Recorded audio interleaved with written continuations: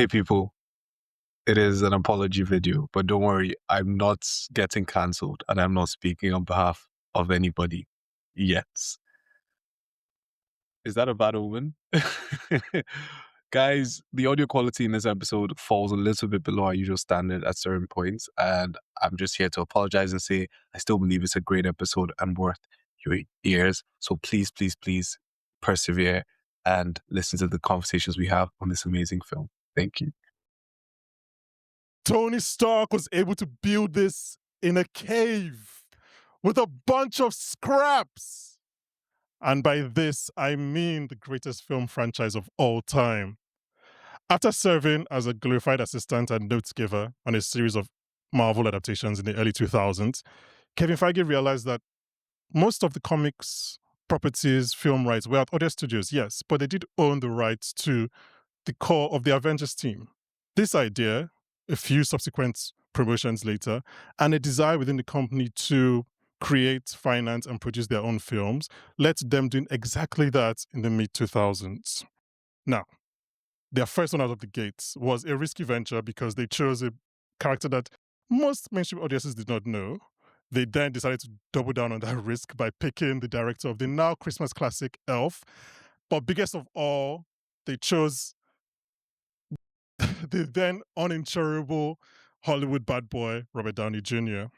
With a script that amounted to notes on a wall, 2 Oscar winners in their cast, followed by 2 other Oscar nominees, a hungry and eager director. Oh, and a little known thing about a Batman sequel coming out that same year.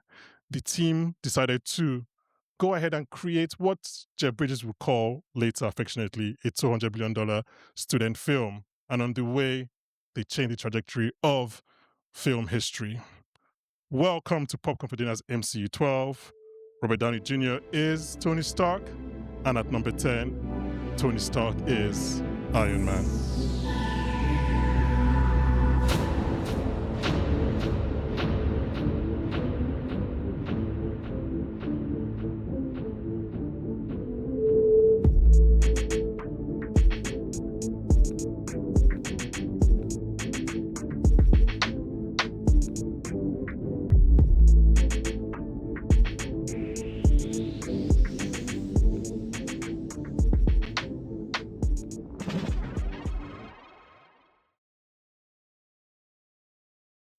Woof, woof. That was incredible. Ate it Well, up. I wish I could fire off some confetti No, after literally. that. Take the claps, take the claps. Like, I'm stealing that. yeah. What are you stealing? The whole thing? No, that thing Angel just... Angel didn't create. Yeah, but this is the first time I've wanted to use it. Yeah. Real. That's fair. We're talking about Iron Man. Joining me once again across the continent, across the oceans is Ebuka. But also joining me in studio is Steve Hi, guys. and Angel. Hey guys. Angel and I have recorded close to 20 hours of podcasts, and this is the first time we're seeing each other. Yes, So finally. that should be fun. That's cool. This is MCU 12. This is our third one. We've done 2 so far. In January, in case the first time you're listening, in January we covered Thunderbolts, which was... I was going through the list. We did Thunderbolts, which was quite emotional, as you'd expect. Mhm. And then in February, we did Guardians of the Galaxy Volume 3, which was also quite emotional. Yeah, So that was quite emotional. hopefully we don't have that many Yeah. emotions on No, Yeah, this not was Iron actually Man. not. No. Angel, Yes, sir. you are the new one to this core of Marvel fans. Mm-hmm. Why do you like this film? So many reasons. I think number one is just the newness of everything. Like, it really is the trigger for the entire Marvel Cinematic Universe as we know it today. And as a DC fan over here, hello. Are you? Oh, yes, babe. Are you Oh, like yeah. like you're a DC or Marvel? Babe, my Finsta is called Bat-Ange. This is not... So like it was like a rough 10 years for It you. was a very rough Okay. time, you know. It was actually when Marvel locked in, it was tough. You know, I had to be like, no, but guys, the Dark Knight. But anyway, that's not what this is about. But I bring this up to say, like, at that time, I think, you know, Batman Begins had come out, the Dark Knight was coming out that Mhm. year.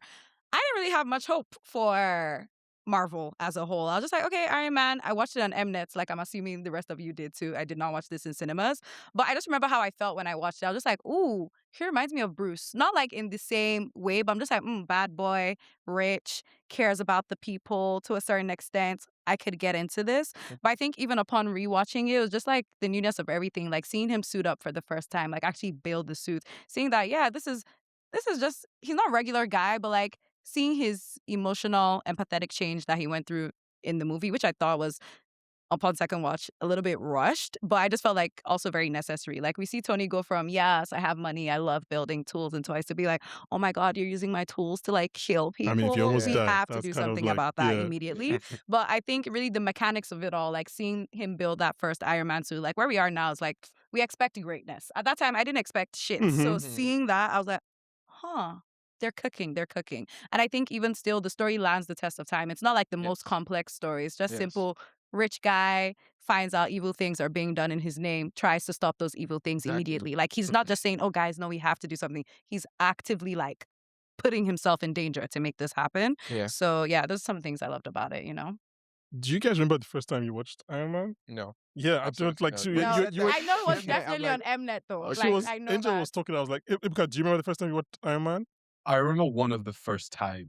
I don't know if I Yeah. remember the first time period, but just Yeah. like Angel, I remember it coming on TV and Yeah, because I watched the Iron Man cartoons, which were, I think, made in the 90s, but obviously they were airing in the 2000s in Yeah. Nigeria. Mhm. So, which is, it's funny, when I was preparing for this podcast, like, you know how people say, like, you see representation matters, right? Yeah. I remember going in, like, actually liking War Machine and Rhodes because he was a black Iron Man. Which is like, until I did this note, I had not Yeah. actually thought about it. That was actually the one time I saw a black superhero, and I was like, so like, even just going to Iron Man, that was my only thing. I was like, true. I like Rhodes. I like Rhodey. Like, I knew that Can't think. Rhodey became War Machine, because I used to watch the cartoons, and I've tried to find them online. I can't find them. I remember watching like the Iron Man cartoons growing up, which obviously, when we're watching them in Nigeria, they're already like 10, 15 years old Yep. already. But like, yeah. I thought the Martian was black. So I don't know. I knew Martian obviously- Manhunter. Yeah. Yeah. So I thought I think He's he usually is. played by Okay. a black Okay. character. I think because you he said that, Yeah, and I'm like, yeah. I don't know that that War Machine was the first one. I'm trying to think. Oh no, it wasn't the Yeah. I first grew one. up thinking that Yeah, Martian was black. yeah. He I is think, black. I think, Okay. yeah. I think Yeah. He adopts blackness. I think every cartoon that's played him has been black. Okay. Yeah. I think it's like, is it? There's an 100%. argument. Is it? I don't watch. Obviously, I don't watch Dragon Young Ball Justice? Z. But like, is it Goku that people think is black? Ebuka? No, it's why am I forgetting this guy's name now? Fuck, this is annoying me. But Is there's that one of them. Is there a One of character them. with waves? No, he has a head Oh, wrapped.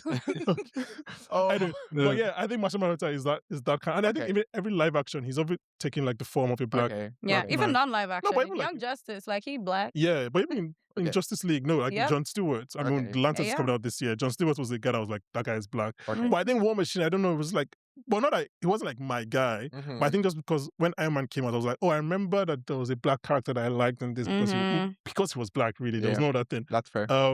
So yeah, I don't remember the first time I watched it. I didn't remember the first time, the second time I watched it. I mean, Yeah. so I think the first, I don't think I remember where I was watching MCU movies until like 2013.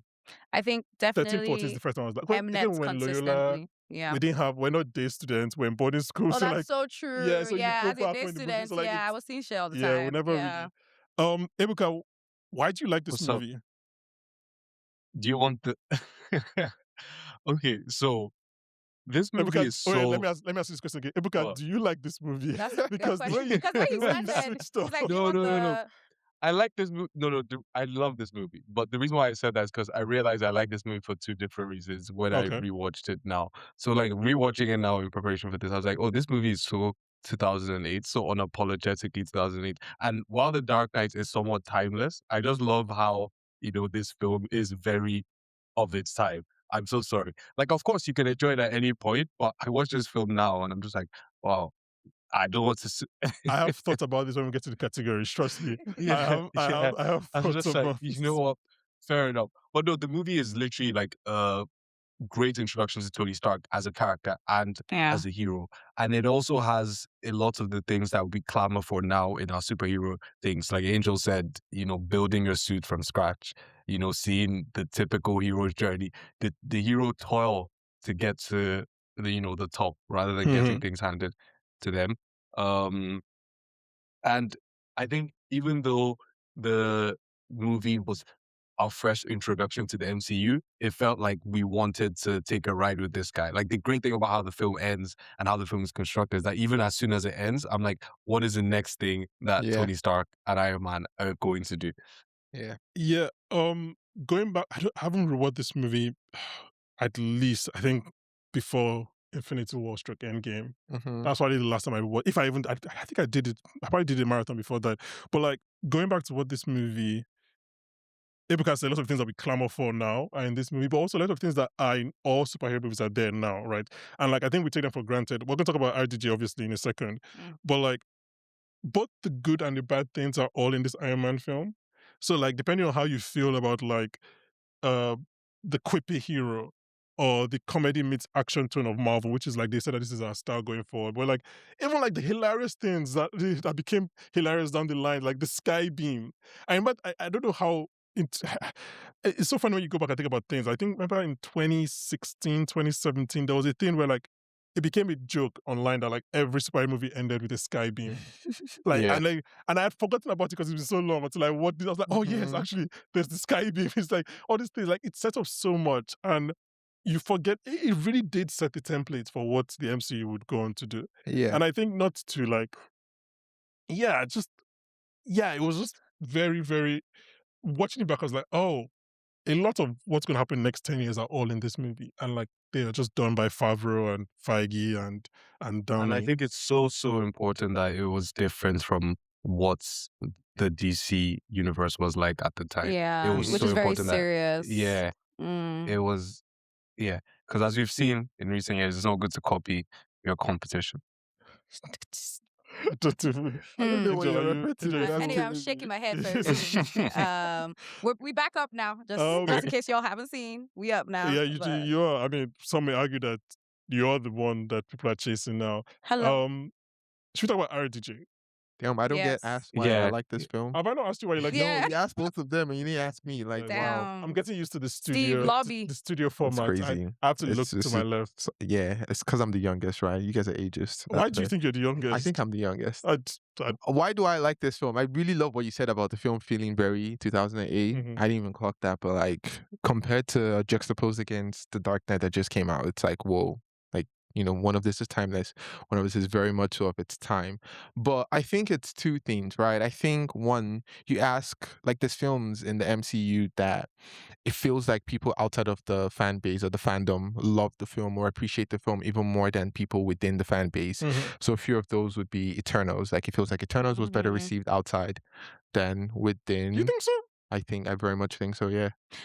I feel like there's definitely a consensus that Eternals is fantastic. Wait, That is wait, not wait, that wait. is definitely No. not true. I mean, It's like, a to popular people- but not consensus. Sorry, let me clarify. There is a consensus that Yeah. Eternals is fantastic and people would love to see another Eternals. There's also the consensus of like, okay, what is this doing in my universe right now? Where do you fall? Obviously, I loved Eternals and I would have That's what loved I'm to see saying. more of it. So I came to a realization today.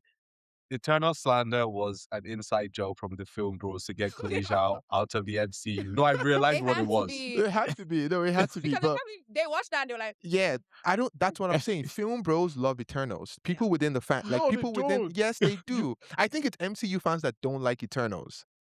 But we are I MCU really- fans and we like There- that. there's no, I there's no think point we about fall arguing under- about a CIA job, man. They just had to get Khaleesi out of here. Honestly, I truly believe that. Okay. I think Eternals. I think Black Panther. Black Panther is I Black 100% Panther is agree one, with and you, I think this falls very much on that category in the sense that there's this comedian Tony Stavocci. We don't need to get into this, but he was like glazing some of the films from Marty Supreme and whatnot, and so on. Someone's like, "Oh, you watch one film a year and list your favorite films," and he puts Iron Man in there, and I'm like, okay, that's crazy. I wouldn't expect you to have even like this so much. Just like have this be a top 10 all time. We just had the episode with TMT, and he said this is one of his favorite films all time. And if you go back and rewatch where TMT says that, I'm like nodding profusely because I think this is truly one of the best films ever. So I think Iron Man has that thing where like It could be what you say, Ebuka, first movers privilege. It has the thing Mhm. where if you have no affiliation and no connection to this universe, you can still enjoy it.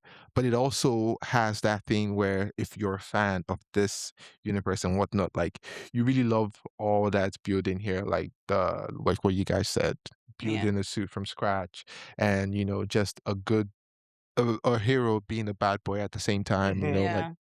Bruce or whatnot, and it has good-looking women as well. We can't discount that Name, part. So name them. I don't know. Gwyneth No, no. Paltrow. Do Thank you you. like ginger? So that's Queen why. Gwyneth Paltrow, The man. only non-blonde in the movie, by the way. Just throwing that out there right now. And the girl, the reporter girl, favorite, love No, she her. was blonde. Oh, okay, my Yeah. bad. But like, But she yeah. was No, good he's just calling looking. the women that he Oh, likes. the one you like. Oh, Yeah. got you, got you. You know, one underrated thing about this film that I only realized on rewatch is that this film is very, you know how you say a film it can be very comic booky, especially in this genre. I think this film is very cartoony at points. Like even the music, the way some of the fights are shot, like the Yeah. escape scene, for example, Oh, is very 100%. Yeah. 100%. The escapes. Every Yeah. scene set in the East at is least you very have- Wait, comic-y. explain what you meant cartoony. So, like for example, in the escape scene, it's like when you're watching. The first thing I thought about is like when you're watching a cartoon and then people are almost waiting their turn to be hit. It's like Okay. it doesn't feel like a well choreographed movie scene, but it's not a bad thing. It makes it feel like I'm actually watching a cartoon, or the way the flames fly out of the suit, or the way it's Mhm. even shot, like it zooms into the person's eyes and then it zooms out. It's like you're watching a cartoon that has how do I put it, greater control over what they do with the camera than a film Than with an real actual people. film. Yeah, I Yeah. agree. I would have to agree because I think at certain points watching this, I'm like, how did he survive that? Yeah. How is he still alive? Yeah, the And only to see- armor he has is not the Iron Man armor. It's Yeah. actually not the armor. I Like, think I that think even in the escape scene specifically, like just before, like thinking of cartoony, like him flying off and it sputtering off midair. And yeah. Yeah. So cartoony. Yeah. Where he was trying on the thrusters for the first time and he flips into the wall. I'm like, how Oh, did your Mhm. neck not break? Exactly. Tony should have died a lot Exactly. of times. Yeah, Oh he yeah, a should've lot been of times. Yeah. dead. Even though shooting him and he was It had- escaping, I'm it like, had there are cartoon-like holes in these gags. suits. Like, Mm-hmm. one bullet or two should have gone through and pierced this man. I like what Ebuka just said. It had cartoon-like gags. It I do did. like. Okay. I Yeah. do think I was trying to figure out what you're saying, and Yeah. that sentence actually makes Even like the sense to me, yes. henchmen, like you saw, Yes. right? Because Yeah. there's and it's like a cartoon-like gag in a way that you can just like brush it off. Because there's a point when like the henchmen are going towards the cave, like where him and Yinsen. Jensen are, Mhm. and then the camera stays there, and you just see them running back because Jensen is Yeah, shooting the machine. exactly. Yeah. Exactly. Like that's a cartoon like gag. I get what you mean. Yeah, I 100% agree. No, I'll say that for categories because the movie, you're right. There's lots of things about this movie that just like it is a feat. And I know I mentioned Favreau, and Favreau I think had just directed Elf when he did this. He had been known in the underground circuit. Obviously now Favreau is known as like the Disney live action guy or Mandalorian guy, but like back then, like he was really kind of known in the like independent circuit, and he was a comedy guy. He is a comedy guy. But I think it's a feat because the way he balances things here, excluding even RG's performance, which we'll talk about in a second, but like you said, he balances those kind of cartoon-like gags with like harsh reality. This movie is set in the Afghanistan war. Mm-hmm. Like this is in 2008. Like this movie is like bang in there. Like he's a weapons manufacturer. No, they're actually talking about the direct correlation between the US and these wars. And Yeah, it's like- not in aid, It's okay? like, it doesn't. Obviously, it's still a comic book movie, and I feel like I don't like the fact I have to give that caveat. But like, it doesn't like brush it aside or Yeah. excuse. Like it says it Kind of like reminds me of this, Superman. yeah. Yeah. Like she says, you're right. Yeah. Like Christine says, like they call you the something of death, and it's like, yeah. The movie does that, and I think I was kind of surprised again just by kind of the harshness of the reality of the film and like how it, yeah. Also the brutality in that case, like when they were about to like to cut off this guy's tongue, I was like, whoa. I couldn't remember if they did it. I was like, is this how he died? Because I was like, this movie is quite intense. hardcore. Very. RDJ. Should we talk about RDJ? We can talk about Anybody want to talk about anything before we get to RDJ? No, I think we can go into him. RDJ. Yeah. I want to focus on RDJ pre and during Iron Man. We can talk about Mhm. post after when we get into other categories. Like, his thing is well documented. Yeah. Alcohol and drugs abuse for a long time. Blackface. What? Tropic Thunder? Sorry, that was my bad. Is it Tropic Thunder? just spoke No, about because I can cut off the sections. I would defend Tropic Thunder till the last of my breath. I did not. No, because like if you want to be a Gen Z about it, I I'd be didn't like, think like we I'm had like, cones in the room, Blackface, so Tropic Thunder is bad, it just you'll be jumped out. cancelled. You know? Do you want to be a Gen Z about it? didn't Because I would think- defend Tropic Thunder. Look, I thought we're all pro black people here, so what I you just think? So you think Tropic Thunder is a bad film or a you know bad that I performance was in Tropic in Thunder? the midst of cones. We can talk about pre. No, we can talk about pre. No, I'm just like, first of all, this is actually the same year. A big year for RDJ because he did Tropic Thunder and Iron Man in the same year. But so I want to get this straight. You're on the side of Tropic Thunder was a bad decision. Yes, I think so. Why? Actually, I'm not prepared to have this conversation. brought Also, it up. I've brought it up. never I'm just watched saying, Tropic Thunder. Watch Tropic Thunder. Should I? Yes. It's a Okay. very funny film. Very funny in like haha in the early 2000s. Funny or actually funny? Actually funny. Okay, and not like also not smart. like Comedy is Mr. timeless. Bones. Come on, man. And also Uh-uh. smart. You know what? Watch Tropic Thunder and let me know your thoughts. Okay. Go in with that. All right. Like, yeah, he's blackface, but the character. Let's cut this all out. And Oh, go back. it's staying. 100% staying. If my stance on Tropic Thunder needs to be publicized, then it's 100% staying. I'm sorry, Banky is Um, crazy. Banky said, yeah, it's blackface, but It's blackface, but niggas here still listen to Artistic. Drake. It was Um, artistic. Damn, in his own city. It's funny. Anyway, but like, I think, look, IDJ was well known to be like an excellent actor, right? He was Oscar nominated in 1992, at which point he'd have been like, what, 20 something maybe for Chaplin? So like, he just could never really he could never defeat his demons, right? He was drugs and alcohol, not showing up to set and things like that. And then I think it by all accounts, like this movie, he was kind of like, and obviously we thank God, like it seems like he's been on the path ever since. But like for this movie, he was like ready, he was dedicated, he was focused. Apparently, like once he got this job, he literally went to the gym, like he was like locked in for this film. And I think there's so much hard, and we take it for granted. I mean, like because you've seen IDJ for 10 years and how many films. And he kind of laid the groundwork. And most people going to watch Iron Man are going back after they've watched like all the MCU films. But like, take for granted what he's doing with this character. It's really difficult because he needs to make this character likable. Yeah. Like you said, in a very, very short space of time. But at the same time, the character needs to not be good, otherwise the story doesn't make sense. Yeah. The character needs to be a bachelor, a playboy, and a dick, and rich, and like a weapons manufacturer, cocky. He needs to be like Bruce Wayne is different. Like, Completely. Bruce Wayne can't just be Bruce Wayne because we know Batman is like the hero, so he can do whatever. But like Iron Man has to have all of that. Like Tony Stark has to both be cocky and empathetic in the same character. yeah. And I think we take it for granted what he was doing in this film. I think like obviously balancing the comedy and action it's like we know that we take that for granted in that way. But like what he's doing with the character itself, like balancing what he has to do with this character, I think I was watching, I was like, oh, actually, no, we took this for granted. Because from then on, like after Avengers, like Iron Man is like Tony Stark. Is like he's mostly good. Like he's genius by sending him somewhere, but he's not really like the brash, cocky, arrogant person he is in Iron Man 1. I think we only really see him be that in his movies, like in Iron Man, Iron Man 2, Iron Man 3,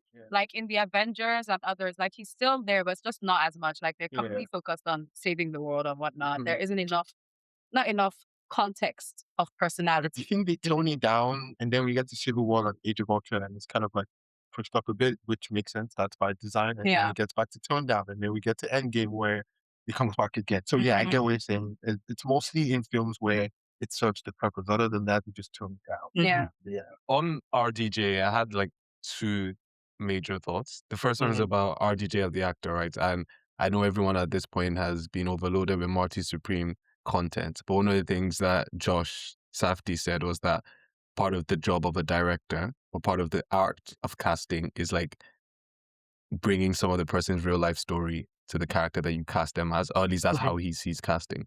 And I think this movie and this character of Tony Stark is very, very, like, takes advantage of RDJ's real life, and he brings some of that into the character.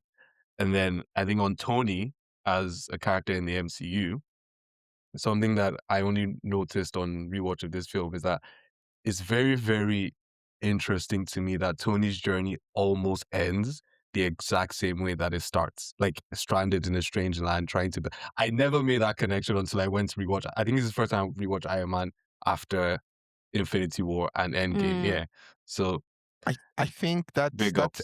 it's great that you say that, because maybe it was the first or second time I watched Endgame, I can't remember, but like I was so mad that the person that lifted Mjolnir, the hammer, was the one that lifted it, because I'm like, I've always maintained that it shouldn't be him to lift it. You know what I mean? Like I never felt like I never felt that character was worthy. But then when the snap happens after that, it makes so much, like it all made sense to me, because I'm just like picturing Tony lying down there, and I saying the words that he said, which were the words that he said at the start, and he's almost like in the same position as he was at the very event that started this journey, and then like he's laying down, hurt, the same, all of that. So it just got me thinking, as a franchise and all of that, like, was some of this stuff by design, or was some, obviously it's so many years in between that that, okay, somewhere along the line they were like, oh, it would be cool if we did this and tie it back to that, but some things were almost too perfect that it just had me thinking, like, was some of this by design, or some of it I mean, not. that's good, right? So a few months ago, our idols, my idols, I just say, my idols came out and said that they just write the show as it goes on, the show being industry. Yeah. Like they just write it as it happens. And some idiots on Twitter were like, that's not how to write TV or whatever, which is very stupid. But like, that's kind of it, bro. You write it as you go. Yeah.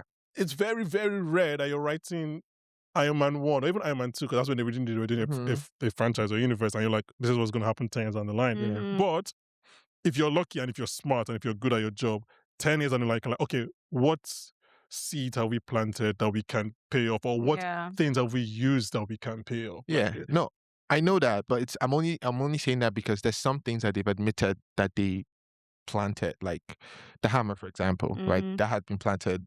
They admitted that they knew that very early on that he could lift it at a certain point. Yes. I mean, when He Who Shall Not Be Named did it in Ultron, he didn't. That was just a gag. Right now. No, they said they knew he could lift it when he did it in Ultron. Yeah. I thought that was public. I thought that was. Are you sure? I think so. I feel like by Civil War, like the Russos knew, but like, I know who doesn't know what I'm talking about. When Whedon just really. Yeah, no, that's what I'm talking about. When he did it in Ultron, I don't know if I thought. Oh no, maybe. No, I'm talking about the Russos. Yeah, like so, they knew. so That's what I'm saying. So I'm saying, like, when it happened in Age of Ultron, Yeah. when it was written in Age of Ultron, he didn't know that was going to be the payoff. But then the Russos come in and are like, okay, what can we pay off? Okay. Do you get what I'm saying? All I'm saying is that the Russos knew by Age of Ultron that but they didn't do Age of Ultron. Okay. So I'm saying when Whedon made Age of Ultron, that it was just a gag, and then the Russos look at it and like, oh, okay, what can we do here? Okay, which is what I'm saying. Like, that's good writing. Like anything, like you look at back and like, okay, what have we done? What can we kind of do callback? Yeah. I mean, let's just stay on RDJ's death in Endgame. I guess spoiler alert if anyone somehow is listening to this podcast and hasn't watched Endgame. But like, I took one of my notes on this rewatch was like how Iron Man's journey, his origin story starts with the sacrifice and ends with the sacrifice. And I had not put that together.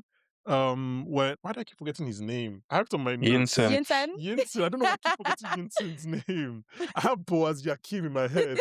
That's a footballer that I don't know why he's in my head. But like, yeah, Yinsen sacrifices himself, and obviously Tony ends up sacrificing himself years later. And I thought it was very interesting. But then Yinsen says, which is one of my favorite quotes of the film, is like, don't waste it. Don't waste your life.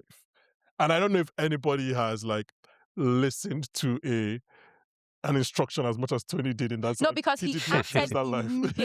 Like, because you really be thinking about like, why? Like, yes, you know your company's doing bad shit. You go through the rigmarole. But he said, no, I'm suiting up right now. I'm fixing this. Because he's literally like, hey, I could have died. And this guy who was supposed to go home and be with his family literally sacrificed himself so that I could live because I'm Tony Stark. Like, okay, I have to do something about that. So yes, all right. Yeah, and I think like to his defense, like, yeah, he was naive 100% and like, Obadiah Stane calls him out on that, which is first time I mentioned Stane in this podcast. Like, but he thought he was arming one person with a stick, which to him look, we can get into all. I think we all have kind of unified thoughts on war and arms manufacturing on this podcast. But like, he thought he was unifying was arming one person. So when he finds out that actually no, he's somehow arming both sides, and Everybody. really he's not actually achieving peace. He's just doing a constant cycle of war, right? I think that's kind of, and then obviously he almost died by those weapons. So that kind of like another thing. that kind of, if anything, if that doesn't push you to change, then then you are a lost cause. So I think that was one thing for him, and I just like, and the part that like, I mean, it's very on the nose, like, don't waste your life, you become Iron Man, become a hero, whatever. But like, it's like, I was like, oh, actually, when you look back after Endgame, I was like, he didn't waste his life. Like, he listened to Jensen and did what was needed. Kind of like how, Spider-Man also takes cues from. what you expect. Mentor. I had this, I was going to put in my categories, but no, I was just like, a tech billionaire being accountable in this film. Self-accountable, actually. Is Tony a tech billionaire? At the time. Wait, I don't know, what is he? He definitely was. He's saying he's a weapons billionaire. He's a weapons. Fair. But like, he makes tech too. Yeah, he came. It just wasn't the focus. Yeah, he went from. You know what's actually fucking killing me right now is that our current tech billionaires are so someone help me with this word. Go on. It's all you, bro. It's all you, big bro. It's all you. It's all you. They're so megalomaniacal. Well done. That imagine, and this is people who made fucking Facebook and Twitter and PayPal. Imagine if they made weapons. Hey! You guys are Tony Stark was the CEO at 21. Of already an established. It doesn't even made it. Like, he maybe should have even been more boastful. Like, see at 24, did his first circuit board, or whatever they call it, at 4. Yeah, like, that actually killed me. When they showed up, I was like, oh yeah. So, but no, he's obviously a tech billionaire, and the stock industries went into weapons. Because right, man, don't put no weapons in Elon's hand. Oh no. Like, man, I'm not trying. He has a weapon. He does, yeah. He has Twitter. Yeah, like he's changed courses of elections. He won allegedly. Okay, yeah. Hey. Is that what you're afraid of? Yes. Actually, yeah, right. No, but like, I just found I was like, I don't know if this is like age the best or age the worst in terms of like a tech billionaire being accountable. I just found it very interesting in the age that we're living in right now. But also like a tech billionaire being the hero. It's just like, what is this movie? Like, let's not even get into the fact that Elon Musk appears in Iron Man 2. Okay. Phenomenal appearance though. I'm happy with the way his appearance went. When last did you watch Iron Man 2? Why do you remember what his appearance was? Because a clip came up.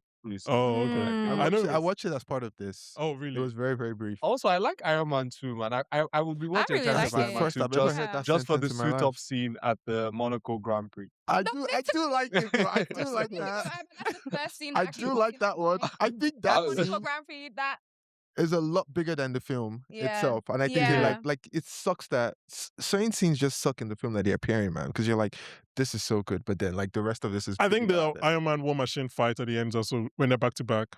I think that was 3.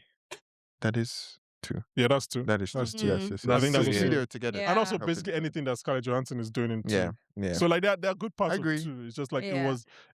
As I remember, I rewatched 2 before Infinity War. I remember that one for sure. And I was like, it's not a good film. My bird. Yeah. My bird. I didn't think we were going to have a Dickie Rock impression. Emotional support animal. Like. No, but I was like, 2 is not good, but like there are good parts. And they're good scenes. Like iconic. Yeah. I'm going to rewatch it before we do some certain movies on this list, definitely. Should we go to our categories? Yeah. Anything else? General thoughts about the film we want to talk about? I mean, if we're talking about relevant stats and shit about this film, speaking to RDJ's bad boy past, I had actually never really looked as to why, I don't know if we're going to talk about this later, but I guess I'm bringing it up, why we replaced our good boy Rhodey. I was like, I was going to come up. What did this guy do now? There's only so much money to pay actors. I don't know what to say to you. Yeah, that's a decision I'm still not happy with. We can get into it. What's crazy? I'm very happy with it. Wait, Ebuka, you're discussing your categories? Yeah. Not in my categories, in the there's other things where it might come Okay. up. Did you Yeah. say you're happy with the decision? I was very happy with the decision, but I was just looking as to why, what That's a first. happened, and the consensus not at the time. No, I think I think it's more nuanced than I'm happy or not Yeah, happy. No, no. I think because the decision initially, right, Uh-huh. 1 to 2, there's a drop off of the character. I feel like what's his name, Terrence Uh-huh. yeah, is a better Rhodey initially, right? But then as the franchise progresses, I come to love Don Cheadle. dearly. You know what I Yeah, mean? That like in yeah. hindsight, I'm glad. Like I'm Yeah. like, Okay, okay, if fuck Don it. I Cheadle, guess we're doing it. Yeah. no, let me land. I come to love Don Cheadle dearly enough that I'm Yeah. like, if Cheadle started in 1, would I feel like there was anything wrong with this character? I don't think Like so. there's characters in the MCU that I feel like were miscast, right? Mm. And like seeing what I see now, I would have liked for Terrence Howard to be my War Machine, but I have watching Cheadle take on that mantle and progress. I'm like, I'm happy with him at the end of the day. That I don't know that if he started it, I'll be mad. Okay, let me just finish my thought on that. What I was gonna say is that Terrence had signed on to do this movie at a cheaper price, so they say allegedly. He got 3.5 allegedly. million. Okay, yes, cheaper for him because he was higher paid at that time. More than So 3 that- million? Yeah, so that I believe it Yeah. was like 6 million actually. And this was because of RDJ's bad boy personality. RDJ He was was paid peanuts. Yeah, yeah. uninsurable, right? So obviously for Iron Man 2, he's like, okay, now you guys can pay me my wage. This thing is successful, and they're like, we're not doing that. So he chose his pride now. On rewatching Iron Man now, I was like, Terrence Howard as Rhodey. Don't love it. Don't hate it either. But I just feel like, with the progression of the MCU, I think the way he played the character Rhodey was maybe a little too friendly for me. Like, I don't know how to explain it. Like, I think Rhodey's priorities as a person is, yes, America. But, also his friendship, Tony, but at the end of the day, America. But I feel like in Iron Man 1, like, his entire focus was just like, oh my God, Tony's my friend. I don't know how to put it. Like, that wasn't his exact focus, but it just felt too friendly for me. Like, I couldn't really see him separate as a separate person. He babysat Tony. He for the did, like, entirety of but it, yeah.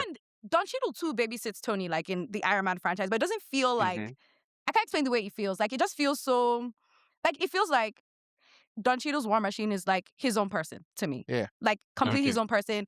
I know his mannerisms. I know how he is. Like, I know who that is. I feel like Terrence Howard in Iron Man, yes, he's his own person, but I kind of just felt like Tony's boy. I don't know how else to put that. I This don't know is that so that's a this Howard is so versus Cheadle. intriguing because And I don't think that's a bad thing. I just feel like I prefer Yeah. Don's like portrayal of the character. Ebuka, Ebuka. I'm going to come to you in a second. I just want to Yeah. clear some stuff. So yes, Terrence Howard was the highest paid actor in the first Iron Man. Yeah. Which again is kind of Yeah. like it's kind of like Arnold Schwarzenegger having his name ahead Black of power. the Batman title Why do you- in a Batman film. Like it's like Arnold Schwarzenegger presents Batman and Robin, which is a Yeah. bit crazy. Yeah. But like, so I think he got 3.5, and then I don't know how much RDJ was paid, but it was very, very low. Obviously, makes sense because of his Mhm. situation. And then by the time Iron Man 2 comes around, like his lawyers and everybody's like, okay, look, like we just spent how many minutes talking about how much RDJ did in this first film. Like Yeah. he then ends up becoming the cornerstone of the franchise. Mhm. So according to Terrence Howard, I think from like 2017 or whatever, he claims that like RDJ took like some money from his own pockets to RDJ's Yeah. pockets. This is all, nobody can really say what. Allegedly. Yeah, this is all can really say what. But that's kind of what happened. Ebuka, but on the RDJ, on the Terrence Howard, Don Cheadle thing, what do you want to say? So the thing is, I find Angel's point very interesting because I prefer Terrence Howard's Terrence Howard's Rhodey, but the reason why I prefer it now after like Angel has spoken is making me wonder if that's actually a good enough reason. And my barometer, I've sent this in a text to Banky before, is that I would happily pay to watch an entire movie of Terrence Howard's War Machine, but I wouldn't do the same for Don Cheadle's War Machine. But now that you put it that way, I don't feel like maybe that doesn't mean that he's the best for the MCU that we have, but that's just how I've always felt. I feel like Terrence Howard owned the character, his level of charisma. He's just made charismatic. me- That's it. Yeah, like that Rhodey more. But Yeah. I'm not saying Don Cheadle isn't charismatic. He got oodles of charisma. But I feel like he chose the way he plays Rhodey. Yeah, like, it's just different. It's without that. Like, Yeah. Rhodey's still charismatic, but it's not like Terrence's charisma is like, that's all he leads with. Not saying that that's all the substance is to Rhodey, but like, not that I couldn't take him seriously, but it's just like, that's like Tony's boy. Like, Mhm. I don't know how to So- say that. Like, I'll just give my own final thoughts on this, and we can move on. Is that like my thing? So I need to rewatch Iron Man 2 and 3, like I've been saying, because my only knowledge of Rhodey really is from like the Avengers films and obviously Iron Man 1. So of Don Cheadle is really just the Avengers films. I can't remember how he was in 2 and 3, apart from the obvious highlights. But my thing has always just been like, I prefer Cheadle as an actor to Terrence Howard. I always have. I think Cheadle is one of our best. I think Cheadle is like excellent in comedy and drama. Like, as someone who watched the entire run of House of Lies. I was just about to say, Oh my God. specifically because of House of Lies. Like, I just started House of Lies, and how could you, Banky, not tell me that this show exists? ooh, I How don't know. could you? I don't know that you did not. First of all, how did you do that? How did you find about it in 2025? Like, I said, how did it starts? I think the first episode it starts with him like naked on a bed with like Trying to some dress women. up. Yeah, it's like, Yep. and then his son. I know that's the whole thing. No, so like someone who would have House of Lies, like Cheadle is like excellent in comedy and drama. He always has been. So personally, I just prefer him as an actor to Terrence Howard. Nothing against Terrence Howard. I think watching this, Steve said that he loves War Machine dearly, and Ebuka, I need you to remember that. We're going to talk about that later on different episodes. That's something that I've put in my memory bank. Said that? Yeah, That's what you did. You did say it. It's recorded. But I think, Cheadle's War Machine like firmly kind of settled into the corner of sidekick, and that's not a negative thing. Like I think that was, and like it was like how you love a sidekick. Yeah. Like Ebuka said, Terrence's War Machine does threaten to have his own movie. Yeah. I don't think Cheadle's War Machine ever threatens that. No. Yeah. And like, it's like, okay, I'm just going to watch you as a sidekick and enjoy you as a sidekick and like you, like a relationship. I do think, and maybe this is a thing of time, right? I do think I buy the friendship more between Cheadle and Downey. Same. But that might be time. That might just because we spend more time. No, because I think that's what I was feeling like speaking to you. I was feeling a lot of over familiarity. Not over familiarity. Like, yes, they're trying to establish that these guys are really good friends, but it just felt like, not forced, but like, I found it hard to believe that they're really as close as, they're really trying to tell me these guys are as close. They're close, yes. Can I say something? Can I? Yeah. I don't know. Yes, please go ahead. This is a little by the side, but Angel saying stuff about, familiarity and over familiarity just made me think, how elite is it that Nigerians came up with the slang family? Like, that is just so crazy. So it's easy Like, to use. the etymology of familiarity it's just TT, man. Shout out to us. I think maybe just because, like, I think Cheadle and Downey again have similar actors in terms of like they can both balance comedy and drama in a way. I mean, maybe I'm being rude to Terrence Howard. He did do Empire, and Empire is very funny. Empire is whether intentionally or not. It's a dramedy. It's very funny, right? But I think like I can imagine that he was struggling is the wrong word. Let me be harsh. I can imagine that he was like kind of fighting to keep up with the improvisation on the Iron Man 1 set. I don't think Cheadle would have. Like Cheadle feels like, again, someone that I could see him and Downey being in a different movie together. But again, maybe it's time. I'm already biased to Don Cheadle, but we can move on. I think it's like it's a big sliding doors moment. I think if Terrence Howard is War Machine plays a much bigger role in the franchise going forward, 100%. Yeah. I think we would have already had a War Machine movie, and he would have been one of the first TV shows they had when we were doing Hawkeye and all of that stuff. Because it's Terrence Howard. Yeah. Like, as much as I love Cheadle, I do think Cheadle is insanely underrated in the industry. Hello. If you look at his resume, he's just Black Monday. like only Steven Frickin' Soderbergh House really of likes him. Lies. It was funny. Black Monday was good. So, but I think Terrence Howard was like, until he became started talking about things. He was known as like one of the he was literally the highest paid at the time. He was like one of those guys. Yeah. We can move on. Yes, I think it's a bit I don't want to say disrespectful because who are we disrespecting? But I think it's like brushing and saying he's a better actor. I don't know exactly how you said it, but basically like making it seem like it's unequivocal that Cheadle is a better actor. No, not better. He says I prefer him as an actor. Oh, yes, okay. Yes. I think I would say the same too. Like, okay. I enjoy Don Cheadle as an actor so much. And I think, especially because of the shows I've seen him in outside of that, I know his character as War Machine is a choice. Like, he could play it up like Terrence if he wanted to, but I think the choice not to, I prefer. Yeah, like he can lead. If he wanted to be, fair enough. So no, I'm not saying he's a better actor. Terrence is saying no slide on you. You're fantastic. But But I think like just for me, Cheadle is like, we can't have 2 stars in Iron Man. Like, it's Iron Man. that's kind of what it goes down to in my head. Right. Like when I was like, I'm sorry, like But we did, and it was a good film. We could. We actually could, but it's okay. I don't know. I was like, should you? Okay, but do you think Terrence Howard should have been any more than Robert Downey going forward? Not going forward, right? At the end of the 1 and 2, I think it becomes clear that okay, Stark is the person He's the bringing people to come precedent. watch this. But Yeah. I think 1 and 2, especially, the War Machine character. Like, if you argued for the War Machine character to have, like, whoever was playing that character to have a significant or equal or more, I could see where you're coming from. You know what I mean? There's significant plot lines in both films That that involve War Machine. yeah, that and only able to move forward because of War Machine. Mhm. And so, just I know we're dwelling because it's 50 now, but the thing you said about like you're not able to buy the familiarity or believe the familiarity, I think is the complete opposite for me. Like there's certain scenes where I believe him more for Terrence than for Cheeto. Like, okay, so in one when they're like, we have to show up at this time tomorrow, no drinking, Mhm. and then you do the cartoon gag thing to the next scene and Terrence is like super drunk. Yeah. I see it and I Yeah. believe it for Terrence. I don't necessarily believe that For for Cheeto. Don Cheadle. Yeah. You know what I mean? And even in like like in 2 when he becomes the president's bodyguard and whatnot, like I feel like Terrence had already shown us that he could do that as well, right? You know what I mean? Like he has shown us that he could be this stern military man as he was in some parts of 1 and still be the babysitter, the fun boy. Yeah, see, but person. that's what I feel. I feel like even when he was showing us he could be the stern military man, he still wasn't showing us he could be the stern military man. Like he really wasn't. Like I Yeah. was really watching it just like, okay, Yeah. this is Tony's friend.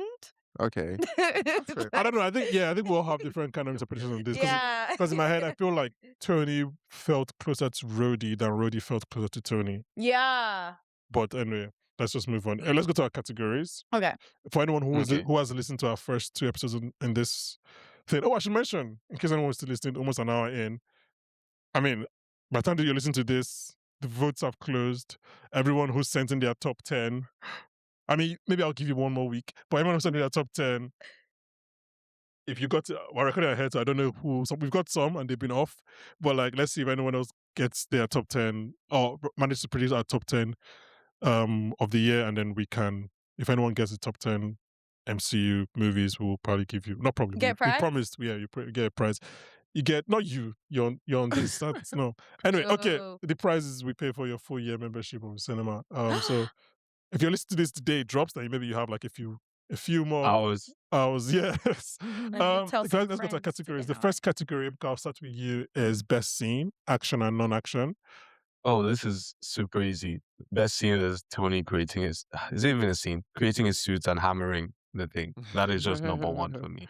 So that's best the first non-action. iteration. Yeah. That's the first Yeah, iteration, the right? first in the one cave. in the cave. In the Yeah. cave, yes. And then Oh, that's favorite your non-action.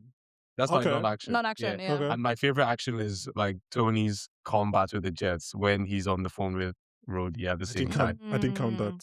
You Does didn't that count that as include? action? Oh, No, but it's a good that's pick. good. But does Yeah. that include the things in the villages before or just the jet parts? No, just the jet part. Oh, that's a good. I didn't think about that. That's a good pick. Angel, what are your picks?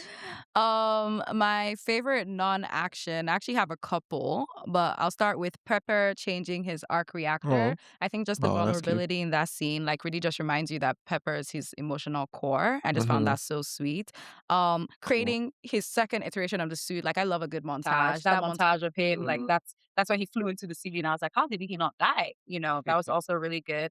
And then the first time he put on his actual, painted version of the suit, I was like, I was like, that it hit like crack. I was like, yeah, that is Iron Man. So those are my non-action. My favorite action scene is actually when he escaped from the cave and when he flew up in the air and splattered to the ground. I was like, yeah, I love that.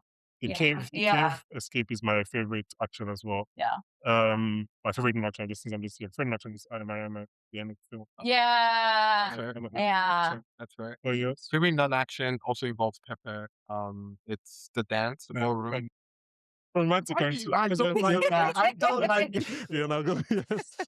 So yeah, talk about the scene. Talk about the scene. But, you're Talk killing about why me, you bro. like the scene. Well, no, I think I really like that scene because in the film where we're saying this guy's supposed to be the heartthrob and the super playboy who's fucked 12 of the Maxim models in the past year.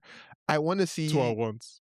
2 at once. Yeah. Yeah. No, twins. March had a scheduling conflict, but Yeah. December it was twins. I like that line, by Yeah, the way. same. Of course you do.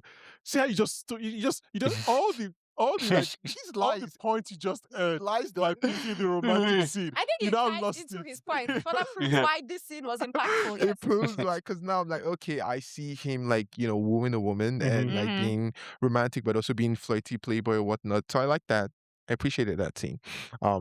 Did not come back with his martini though. That's not something I would do. I would remember. So people Yeah. are I would being harsh, remember- but also he just realized that one of his oldest family members hasn't betrayed him. Like he will forget the martini. I at would that remember. point. I'm a better man than that. Okay. I would be able to do both This at the fucking same bad time. signal, man. So I just like it's like- I would do both. No, And I think my favorite action scene, which is a downer because the reason why I like it isn't because of the action, but it was when he goes back to the village and like beats up those people. Yeah. And it's just because of that kid, the tiny kid with the dad. with the dad. Yeah. And like he beats them up and throws them down and is like, it's all yours and whatnot. Like that's another scene I had the cartoon gag thing that we're referencing because Also like, very similar to Superman. Yeah, oh, right. Yeah. you're why are right. you tying it to DC? And it's not me. It's We're not my better, fault. okay? Baby, if we look at, I'm just saying it's similar. We're like they better? had We are similar themes. We are better. that's so hard. Let's stop. Let's It's stop. we in this We case also- Marvel. Like Marvel? Yeah, we're on an MCU podcast. We being I'm the totem for Marvel here since everyone else is denied them. But anyway, and then like right after that scene is when he goes to the what do you call it, the tank, and he blows it up. Yeah. And Banky used a clip from that In the scene intro, in the yeah. intro. So I'm like, oh, great Yeah, stuff, great it's stuff. yeah, I've thought of anyway, best line. Just quick, we just run them through them quickly if anybody has best lines. Mine is just like I am Iron Man. I think that's also Yep. that's Truth it, yeah, is, yeah. I am Iron Man. Yeah. That's Mhm. exactly how he said it, by the way. do you I have any watched it best a few lines? times. Ebuka, do you want to go? I'm with Truth is Okay, Iron Man. Iron The Man, only yeah. other one, maybe second, is when Pepper said, "I also sometimes take out the trash." That was very cool and very Oh, that was- surprising. that was so me. Oh, No, she's literally, you look like this? Just like, So- she's like, That yeah. was so me. that was mean. That was it. Yeah, I wouldn't. Oh, I've I thought didn't about like that. Christine. When we'll get to that. We have thought about Christine. Well, I have 5 because I Jeez. really love the Okay, just writing. run through them. I Go. love the writing in this. So 5, peace means having a bigger stick than the other guy. Mhm. 4, Wait, I like the follow up to that line though, when she says that's good coming from a person that sells the sticks. oh, Mhm. I really Yeah. like the follow up to yeah. that.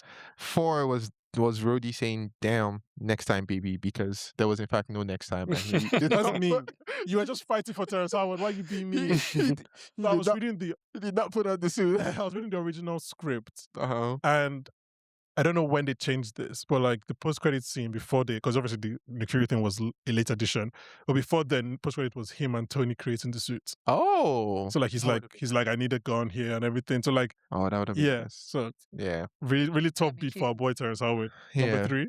3 and 2 kind of go together. 3, Banky already said. Tony Stark was able to build this in a cave with a bunch of scraps. And number 2 is, well, I'm sorry, sir, I'm not Tony Stark. Yep. Yep. And then 1 is that one. Oh, Iron Man. Yeah. Any Shit. anybody else have any other lines? Okay, I'm just gonna say this line, and we don't have to follow it up. I'll just say it and we'll move on. But Tony says it, I think, to Jarvis. I don't want this ending up in the wrong hands. Maybe in mine, it can actually do some good. Yeah. I remember Ebuka, that. just put that in the mental bank. It's just like, yeah. Anyway, let's move on. So MCU peak. This is our Okay. discussion about whether this is the peak of a character or an actor or whatever in the MCU. I'll just start off with someone can go yes or no. Rhodey, Okay. No. Ebuka Rhodey. Yes. Yes. Oh, okay. Pepper. Yes. Pepper as just Pepper, like just her. Not rescue. Yes, I was just Yeah, just her, yes. Yeah. So yeah. Yeah. Because there's a different version of her that becomes a superhero. Yeah, When that happens, I don't fucking mean, know. But for One or- like one 3 or 3. minutes. Yeah. Yeah. So yeah. Okay. Sorry, 3. Yeah, no. Tony Stark or Iron Man, but just like Iron Man. This is an interesting one. I want to know what do you guys think. I have one of them, but I No. want to see if anyone else has. No? Tony Stark or Iron Man. Oh, I was thinking them together, but I guess we can do separate. Yeah, I think Let's separate. separate Tony. Let's do Tony Stark first. I think for Iron Man, no. Okay. Ah, I'm with Angel. Iron Man, no. yeah, Tony no, I Stark, think maybe Tony yes, because this is the Tony yes. But Let me I answer have a that. thing. I'm going to be annoying for Okay. a second. But I think And I love that you had used Bruce before. I think Bruce Wayne is like the character that we all agree the suit is the person, right? Yeah. Like he's the armor. I think Tony and Iron Man start off that way initially, and then over the course of the franchise, they become the same person, right? Yeah. Tony Yeah. and Yeah, builds up on the exactly. whole I am Iron Man thing. So I think like eventually it becomes very hard to separate Tony Stark and Iron Man. You know what I mean? Yeah. Same thing happens with Bruce Banner and the Hulk. You know what I mean? But I think for Tony Stark himself, as Tony Stark, just Tony Stark, I think this is the peak. But I don't know if that's fair to say because this is the only time or one of the few times where we get Tony Stark Yeah. being Tony Stark, you know what I mean? Just by himself. But for me, Yeah, yes, this fair, is the peak. fair. This is the peak of Tony Stark as just Tony Stark. Fair. So my notes. I took them as one. My notes, but like I don't know if it's the peak. But I was surprised on rewatch of this film how many iconic Iron Man images are from this movie. Mm-hmm. Like a lot I thought were from 2 or 3, but a lot. I mean, they're the obvious one, like the tank one is an obvious one. You know that's from 1 because you remember when you saw it. But like there's so many different shots. I was like, oh, that's from this movie. Like I thought it was from Iron Man 2 or even an Avengers film, and I was like, oh, so I don't know if it's the peak, but it is like it's a very high. Yeah, I would say that for sure. It's a very very high. Yeah. This is not MCU specific, so it's a bit of a detour. But like, is this the greatest or most important year in comic book film history? Yes. Because it's Iron Man and Dark Knight. 100%. So far. Yeah. So far. So yeah. far, yeah. So far, it's Oh, very sweet. because of Brand New think Day it- and Doomsday. I think even the fact that Iron Man alone came out this year makes Yeah. it extremely important. But the fact that the Dark Knight was Dark also Knight there also came out. Yeah. Yeah. What are other contenders for Like peaks or year-wise? years. for year peak? Ooh, 2002. That's a good one. Maybe. It's was just a little one too young movie to though. remember that. I don't think we can do a peak with just one movie. Did Blade not come out in 2002? Or Blade, Blade 2. 2. I don't Maybe. think Blade 2 enters. I was might only be- 4, so I don't know. I don't think Wow. Blade 2 enters peak I am discussion. in enemy territory. So okay. Black Panther is what, 2018? yeah, 2018 yeah, is a good yeah, shout. yeah, But it's just yeah. Black Panther, right? No. What else? When was Infinity War? 19. No. No. Endgame is no. Infinity War is 18. Infinity So 18. Infinity War and Panther. When are is Captain 18? Marvel? 19. Because Oh, Captain Marvel this is is right between. before. Wait, are you saying peak Wait. year or peak Yeah. importance? Okay, peak year then. Yeah, there's other contenders. I thought Yeah. you said peak importance is 2008. Hands down. Peak importance. I Defo. think that's what. Okay. So importance is Yeah. 2008. So, Yeah. Oh, I mean, it okay. started. Yeah, Started so then it also everything. gives that. Is this the peak for Favreau? Let's discuss that. As an For what? actor or as a Favreau, filmmaker? as just him. Oh, Him. oh. No. No, I No? don't think it's peak. Okay. He's definitely done so much better. As since just then. him, no. Yeah. This guy yeah. made $1 billion with The Lion King. Oh, sorry. Peak for Favreau in the. I thought we were talking In about. the Oh, MCU, in the MCU? Yeah. I still don't think no. When you say actor, I thought you meant happy.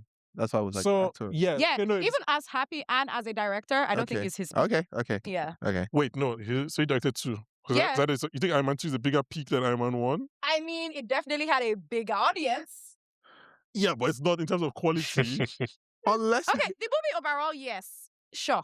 No. Yeah. But the scenes it gave us, yes. Iconic. That's right. No, I mean, Favreau in the MCU. Maybe. I It is think maybe. I think it's a Endgame. good shout. I think he's a producer on Endgame.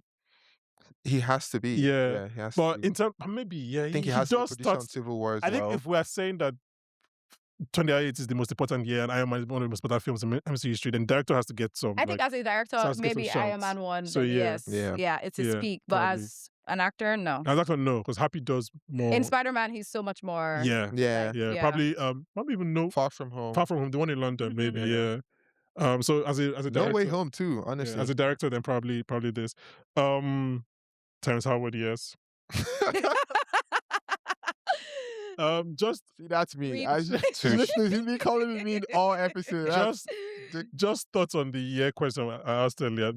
This is the only Marvel film and the one of 2 superhero films, the other one being Dark Knight, obviously, that has been selected by the Library of Congress. Oh, Really? For They know preservation both. in National Film they know ball. Registry for being quote unquote culturally, historically, and aesthetically significant. Definitely. So it's just these are just the 2. Right. Okay, more peaks. Creative freedom in the MCU. That was the beginning, yes. for sure. I First think so. time. Yeah. First time Agreed. they They're didn't have testing out they shit. didn't have yeah. Disney above them. Mm-hmm. People just scared Yeah. about getting a movie on time and under budget. So like they didn't really. they're able to like make the script as improvised.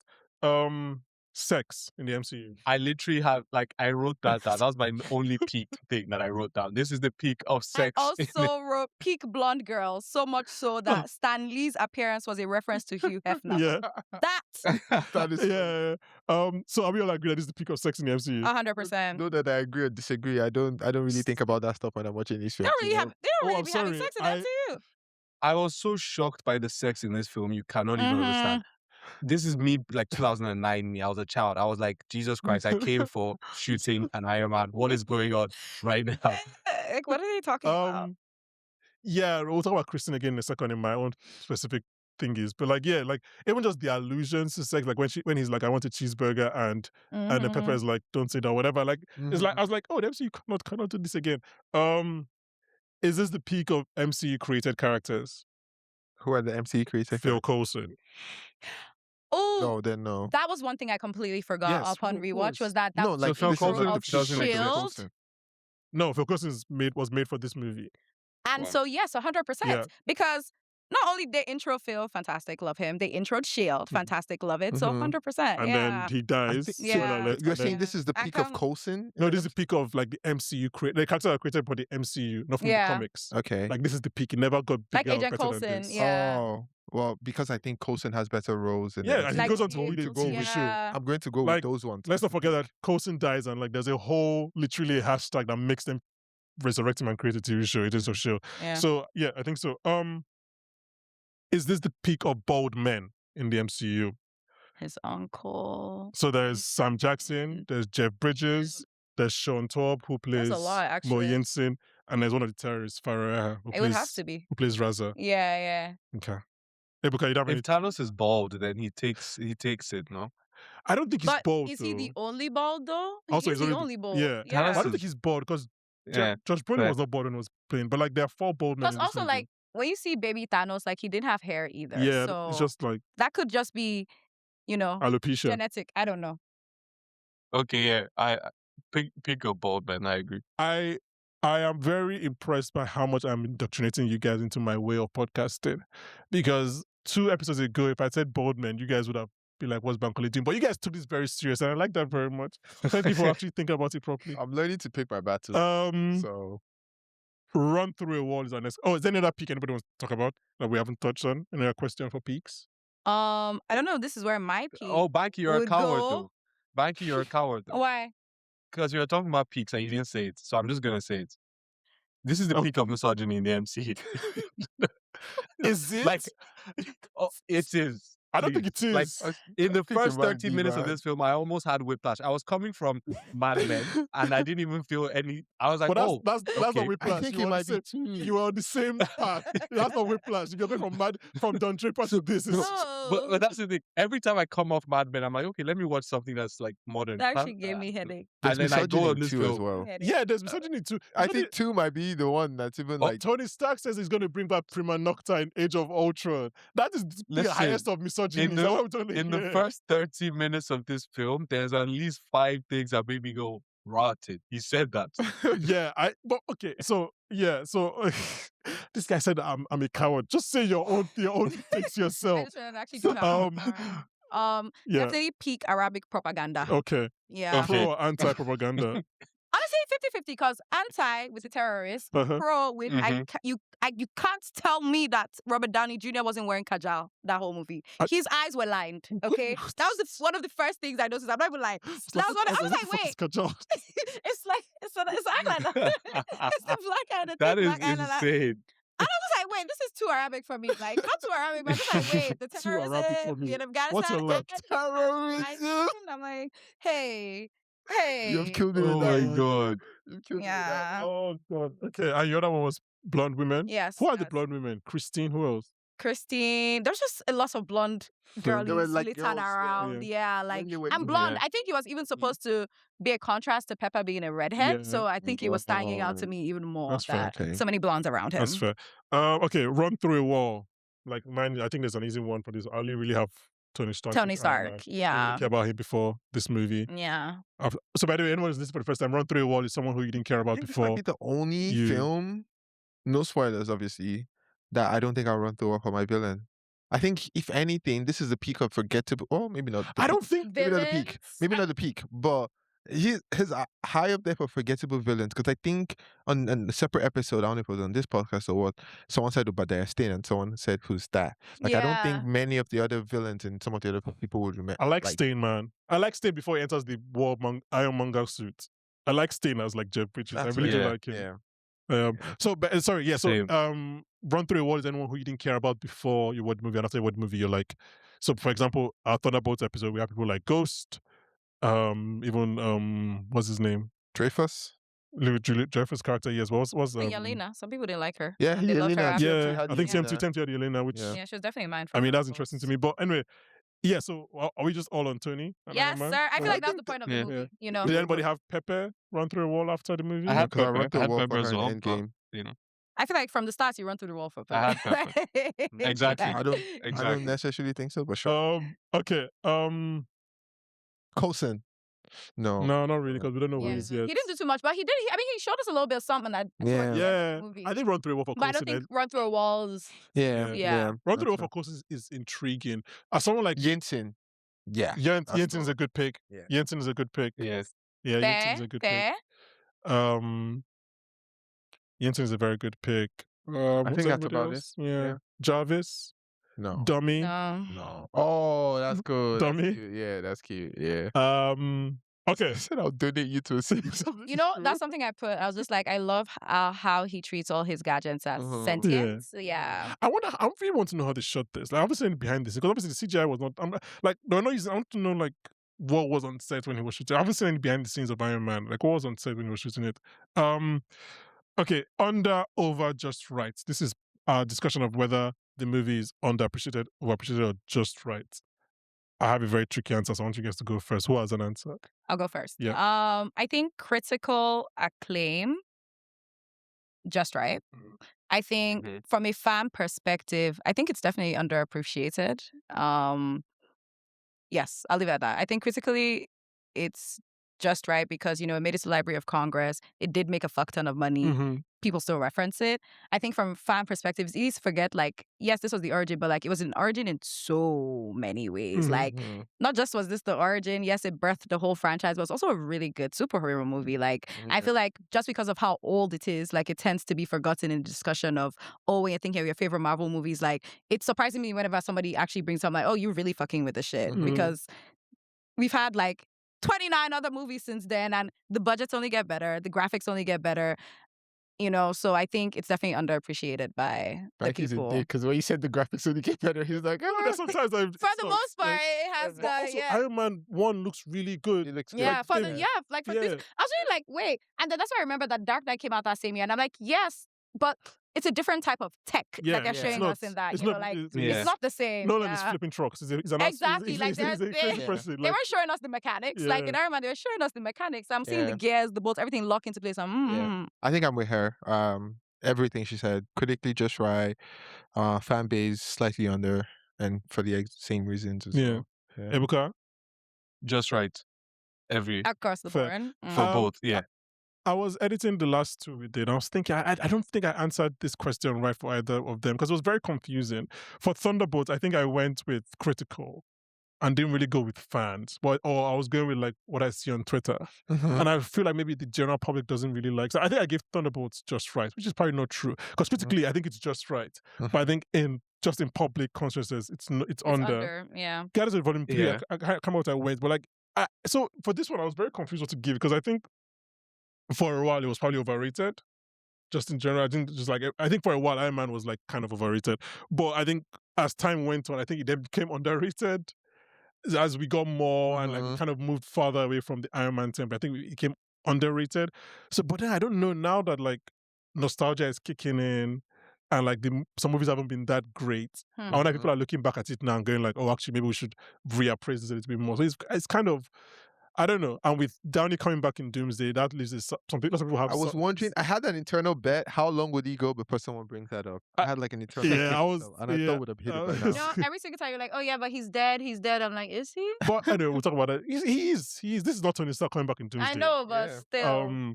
Anyway, okay. Film specific superlatives. Does anyone have any before I start mine? I have a few. Okay, say your first one and I'll say my first one. We'll go back. Are we doing ones I have? I think so. Okay, so Ebuka, we'll go back and forth. Okay. My first one is the inaugural "That Nigga Did Not Fly That Long" award for Tony Stark flying from America to the Middle East in an Iron Man suit. Calm the fuck on, bro. Like, I don't know why I noticed it in this film. Maybe in all the other films they're using jets, but that nigga did not make a 14-hour flight in an Iron Man suit. But I think it's Please. faster. I Yeah, think please. It's faster than a plane. no, but I No, think it's please. faster than a plane. Come on. No, man. Okay, That's funny though. My first pick is just praise for Nazanin Boniadi being on my screen. Mm, I don't know if you guys know who that is, but she's one of the loves of my life. okay. She's Nora from How I Met Your Mother. She was on Homeland. She was on Counterparts, which I've spoken about before on Slow Horses podcast. She is a beautiful, beautiful woman. She has like one scene as a reporter in the Middle East country, and she's just a very beautiful woman, and I love seeing her on my screen. She's gorgeous. She's very beautiful. Ebuka, Joe's your other one? My next one, all my awards are named after people. So my next one is the R.I.P. Robert Oppenheimer Award for weak-ass bombs that talk a big game. That is not a bomb you fire once. We've seen bombs that you fire once. What bomb are you talking to? Oh, It can't be when he was The- showing the the military his new. Yeah, the one that Jericho. was showing them, and I was like, I prefer the weapon you only fire once. I was like, that's not a fire once weapon, bro. Yeah, because like Jericho is a bit weak. He Say Jericho talked was not. a big game. Okay, Yeah. that's funny because I have an Oppenheimer award as well. So let me just say that next. My next award is the I Believe We Did Iron Man as Oppenheimer award. I'm going to read out some Okay. quotes to you guys, and you guys can just see how things have changed since 2008. So John Favreau said this to one publication back then. Those movies, i.e. superhero movies, don't require an expensive star. Iron Man is the star. The superhero is the star. And now think about how we're Okay. talking about how they're no longer movie stars and like Yeah. Tarantino versus the stars. He also went on to say that the success of X-Men and Spider-Man without being star-driven pieces reassures executives that the films did have an upside commercially. Isn't it hilarious Okay. to believe that there was a point where movie executives were like, will spider movies make money? So Do we want to do that?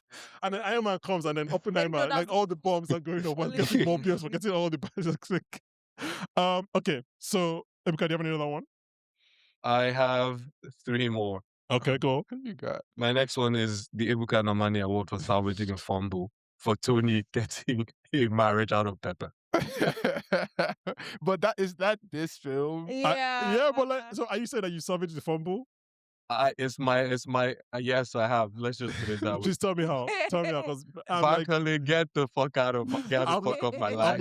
I'm like Chad Powers here, man. I fumbled the ball and it stays fumbled. Like, that's your Oh ending. my god. Okay, my next one is Smoking Kills, but it's cool. Happy smokes in this film. Obadiah smokes in this film. I don't think anybody has smoked an MCU film since like Disney but them. I don't think you're allowed to smoke again. You are so right. Actually, I'm gonna have to rewatch. Yeah, I don't think you're allowed Yeah, to I'm smoke trying to again. think. I think once Disney bought them, they're like, no smoking in our films. So I found it was very, it kind of took me out when they were smoking in this film. Like, this movie is very, very, it's an independent film. It Obviously, is, it's basically, it's an independent yeah. film. Like, they were like doing this thing by the top of their neck. Yeah. Because you have another one? My last one is a joint award. Actually, no, let me not be controversial. Let me keep Hey, it why there. not? Why not? Why not? Nah, please. I've already come out in pro of blackface. I don't think you can be more controversial on this episode. This is Actually. the Tony Stark Award for having to be captured by terrorists to learn how to not be a misogynist. Ooh, What is going on, man? ooh. I don't know why you guys are using this movie to kind of like certify your anti-misogyny Ooh. certifications, but okay, because But I'll- they clocked the misogyny Yeah, more than I yeah, did. Ebuka, I'll clip this and Wow. send it to you. Ebuka, you can share it on your socials if you want. The joint nature of the award was going to involve a certain Nicholas Brody, because I'm currently rewatching Homeland, but I choose not to cross that line. Oh, you're watching Homeland. So Nazanin, Yeah. have you seen Nazanin yet? I don't think I've seen her yet. I think she's like season 4 or something. Is Brody a misogynist? No, it was going to be something. Please click this up. It was going to be something about like being captured by terrorists and maybe improving your morals. But Wait, please clip clip or that out. clip or It cut did. because I will clip. I won't cut. It did. It did. It It's did. staying in. It did. Yes, it did. So my next one is I want us to discuss this: the most indelible MCU needle drop. So I Oh, have. yeah. Yeah. I don't know if this is the answer, but I have 3 picks and we can all discuss which one is which. So there's obviously Back in Black in Iron Man in this one, right? Which is like, so for Mhm. me, these 3 songs, whenever I hear them, I think about these movies immediately. Like it's Mhm. just stuck. Back in Black, Iron Man, Immigrant Song, Thor Ragnarok, and Hooked on a Feeling, Volume 1. Those are the 3. Yeah. Is it Back in Black? Oof. Is it Volume 1? Is it Ragnarok? As the person that I am, I will say I Back knew in it. Black Oh, puts up really? a good. Oh, No, okay. Back in Black puts up a good fight for me to even consider the question for more than 2 seconds. So, but it's not. I don't think it would even beat the top 3 of the Guardians franchise. Oh But my God. that's Wow. yeah. This guy's just always on James Gunn's dick, man. Angel. Man, that's it. You come back to me. Circle back. I'm gonna go with Volume 1. Volume 1. But I think that's just because we just had the conversation of Gone and Volume 1 last month's episode. Yeah. So I mean, okay, I don't know what the answer is, like I said, but I would say that when in Far From Home, Peter starts playing, somebody, either Peter or Happy, starts playing the song when Peter is working on his suit. that was like nostalgia working overtime. I was like, oh yeah, this is hitting.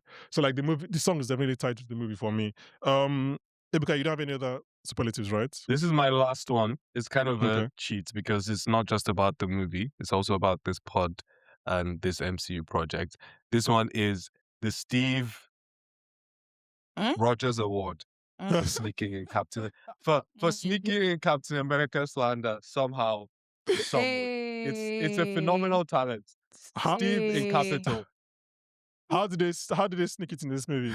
Oh no, it's not about the movie. It's about our pod on the movie. It's about- and it's about our man right Steve. now. Yeah. bro, every episode you can be sure they'll find a way to because It's just it doesn't make any sense, man. His my camera. namesake, man. Look at me. Just look at me. He's just I don't get him. Anyway, so I want to discuss this. So my next award is the very rare milk and wine cocktail for a movie that has simultaneously aged incredibly and Okay. terribly.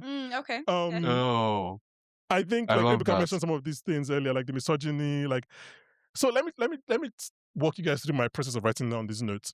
So I was watching the first 15 minutes of this movie, and I was like, in 2025, which is when I rewatched it, I was like, it feels hilarious because it's like more grounded than most comic book films, which is obviously a good thing that's aged well. Yeah. But then it's actually flat out ridiculous, even by 2000 standards. And I was like, oh, how is it that like the air hostesses are dancing on this private plane? They're drinking on this billionaire's private plane, and also like he's sleeping with the reporter the reporter who is interviewing him is sleeping with him.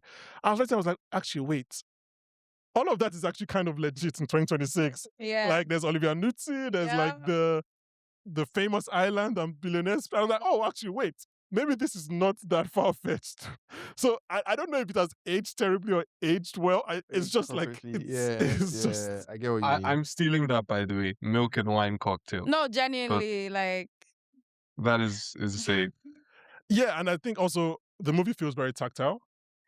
Like that's something that helps it age very well. Like it's the sound design is incredible. Like when you hear the Iron Man suit moving, and like just the jet. I think something this movie is very, very good. Yeah, I think it aged well. Yeah, I even the misogyny thing, I'm like, it's bad, but at the same time, it's like it's not out of step with what a billionaire would be doing in this day and age. And it works because Tony changed. So it's very good to see the contrast. Yeah. So But let's hope Tony changed. Yeah, well, I mean, he did. My final award is how did I get there? Jon Favreau presumably award. I'm gonna read you guys a quote that I did not know. This is actually the one thing I did not know until I did this research for this podcast. Nevertheless, the answer from New York, this is about Downey's casting, according to Favreau, was quote unquote, under no circumstances are prepared for him at any price. Uncowed, Favreau anonymously, quote unquote, leaked the news that Downey was in talks to star as Tony Stark. When movie fans on the internet reacted to that planted story with overwhelming enthusiasm, the New York executives finally acquiesced. I did not know this. Oh, wow. Wow. So Favreau was... Imagine having a different Iron Man, like... Yeah. So yeah, Favreau was like Ryan Reynolds before Ryan Reynolds. I actually didn't know that he leaked the news Yeah. about Downey's casting. He was Ryan Reynolds. Yeah, because Ryan Reynolds leaked the Deadpool teaser. Deadpool, yeah. Oh. So okay, I have a follow-up to this and we'll wrap up there. We don't have good Hollywood bad boys anymore. Like IRL? Yes. No. Like back then it was like he's a bad boy Well, because he's an alcoholic. I blame you guys, man. Who's crazy. the you? That's crazy. Speak up. That's crazy. But like back then it was like the most of what bad boys were like alcoholics and addicts, and maybe they like pissed in public. Abusers. And like they wait now, and then they came to like set late. But now all the bad boys are like rapists and abusers and Literally. and like Wow. all of them together. It's like there is nobody Wow. that I'm like is a bad boy and there is nobody that like executives would be like, we don't want him. They drive too fast. And then they would like leak the news and public would be like, we want him. Like there's nobody like that right now. I Yeah, think man, like the if you kids- leave online, Chalamet is an example. Could be an example. Those people are dumb. Timothée is not a bad Chalamet is not a boy bad in boy. any shape, way, or I get what you mean. People that I'm anybody trying that is, to think. anybody that's anti-Chalamet is Like, dumb. yeah, in real world, yes, obviously. But I'm saying online, like you would definitely see negative traffic online. Wow. Who's going to step up? All we have now are like good boys, man. We really only We have have good boys or yeah. evil boys. Like there's no Yeah. bad. We have It's- book readers, yeah, I just need someone that's like gardeners, someone that's a bit erratic, like, but they're still respectful to all Someone- genders and all races. Back in the day, celebrities used to be obviously be on drugs. I think it's definitely internet culture. Like now, any little thing you do goes blown up. Like you have to really have this like pristine life. You can't really kind of do anything anymore. But I was just like, imagine like there is nobody that you will leak quote unquote some information like execs will be like no, or public will be like they're gonna pull up their history and be like, blackface, racial slurs, cancelled. Yeah, anyway. Literally. Well, valid blackface, racial slurs valid, unlike Banky. Wait, valid as in what sense? As in valid as in like if they do that, that's cancelable. No, I'm just trying to get your point. My point is if someone has done blackface, and like when you pull up online, they'll be like, no, because of the blackface. That's valid. Have you watched Tropic Thunder? I think why you keep asking me the question? Have you watched Have you watched Tropic Thunder? I do not defend blackface. No, but have you watched Tropic Thunder? I do not condone blackface. Have you watched Tropic Thunder? I feel like you've not watched the movie. I have not watched Tropical Thunder. Wait, have you actually not watched the movie? Tropical Thunder is insane. It's crazy. But have you not watched the movie? literally. I haven't. No. This makes so much sense.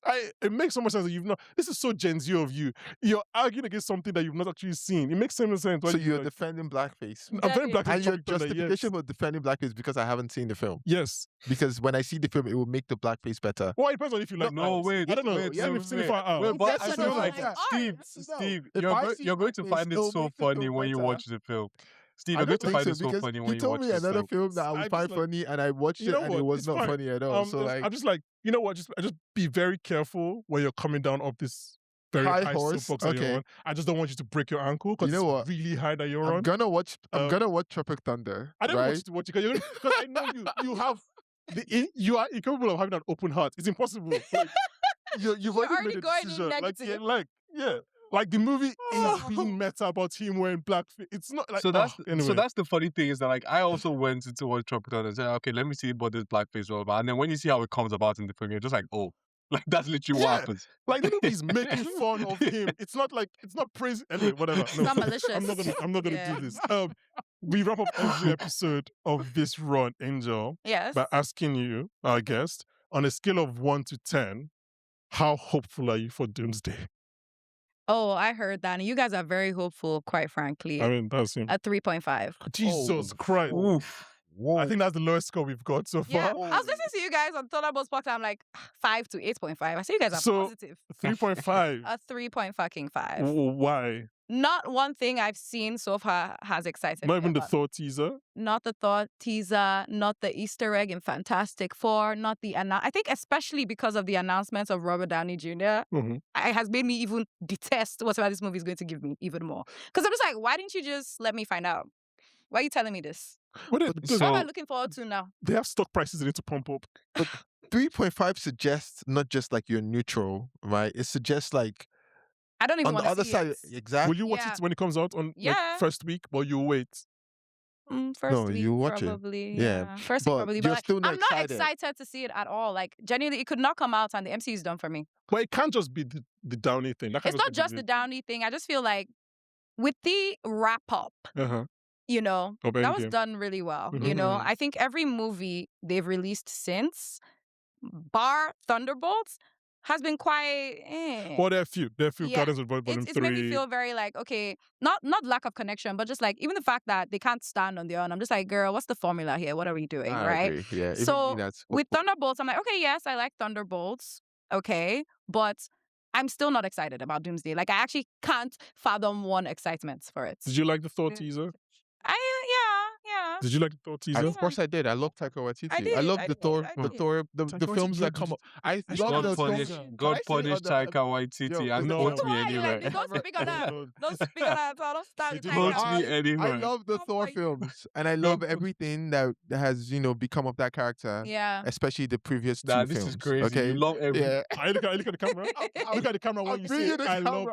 loved telling the Love camera and No, Thunder. this- Say it. I love all the Thor films. Come for me. You can Good. quote me here.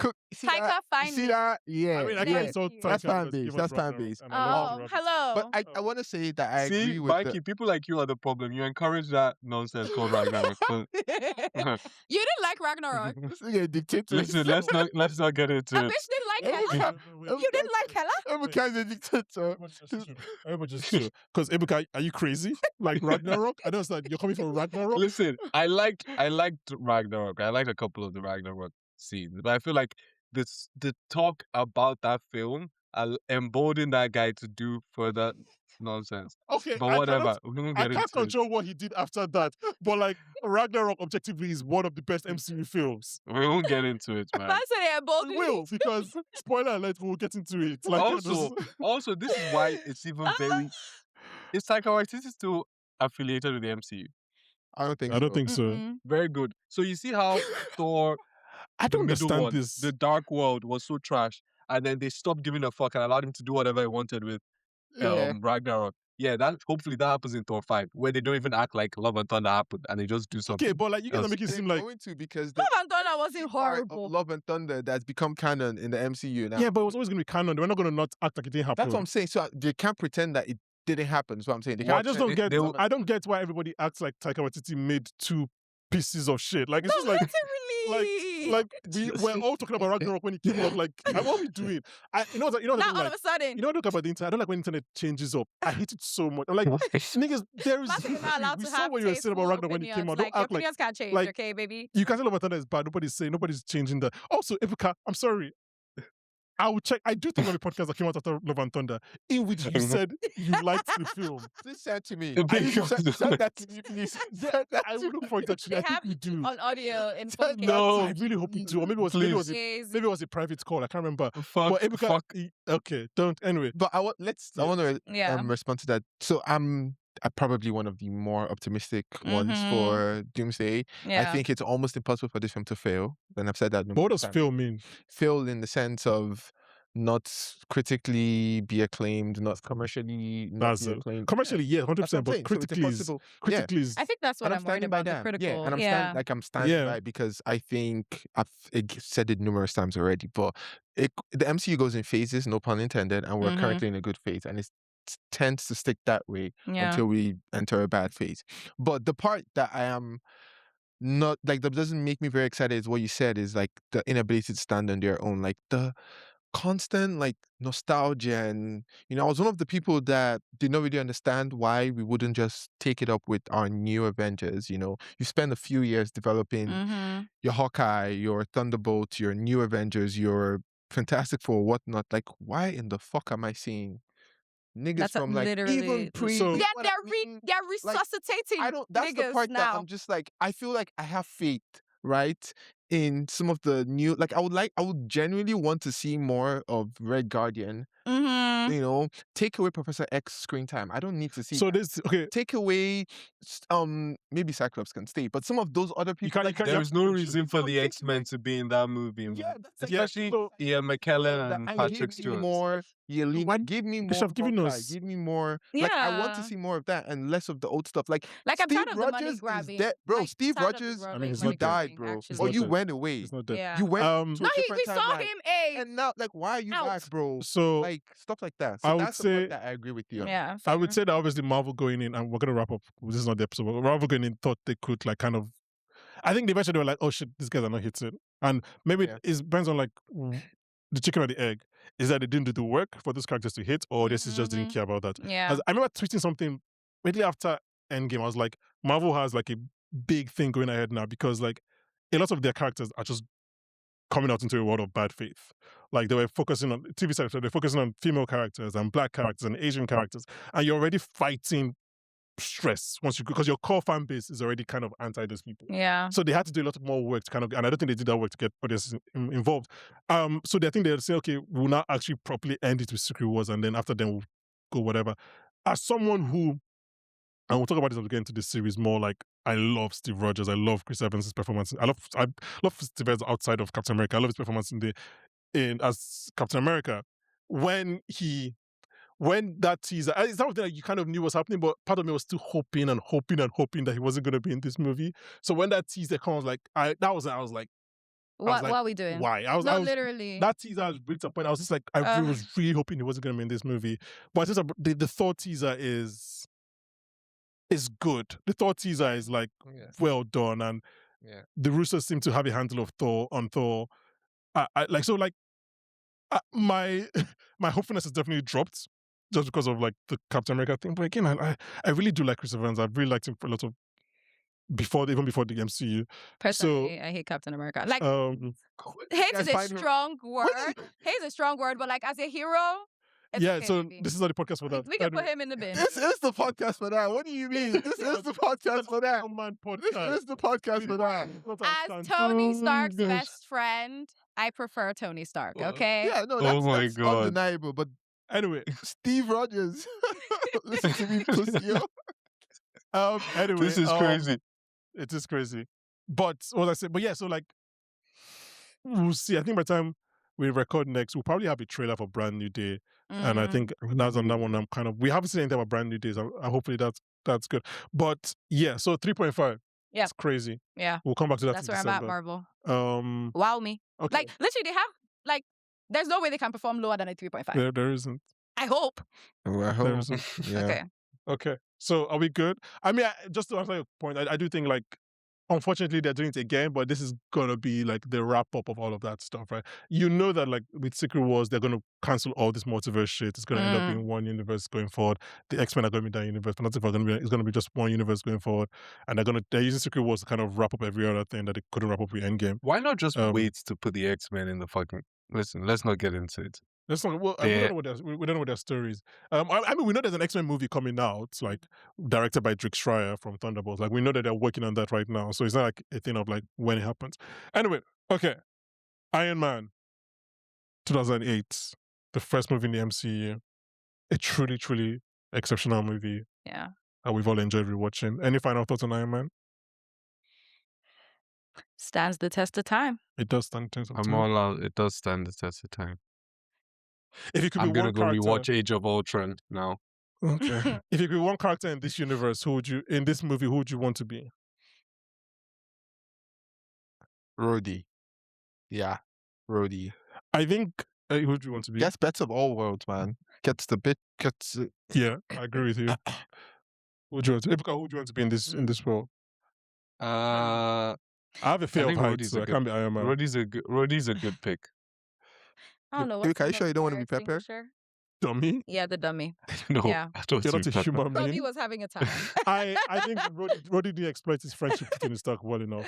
But obviously Tony Stark. Yeah, Roddy should have quit the military a long time ago, gone to work private, like be the billionaire's best friend. Like he didn't do it properly. Anyway, guys, thank you very much for listening. Angel, thank you for coming on. Thank you for having me. Steve, thank you to Jesse who owns this Thank you, podcast guys. space that Shout out, we're Jesse. leasing out. Guys, thank you very much, wherever you're listening, if you're listening on YouTube and you're still listening at this, if you're listening on Spotify rather, just go on YouTube and click it, just like. You don't have to rewatch, just like. Don't you want to just see give us a my like. face? I know you missed it. Okay. Thank Bye, guys. Join us next month with Daniel Kaluuya. Bye.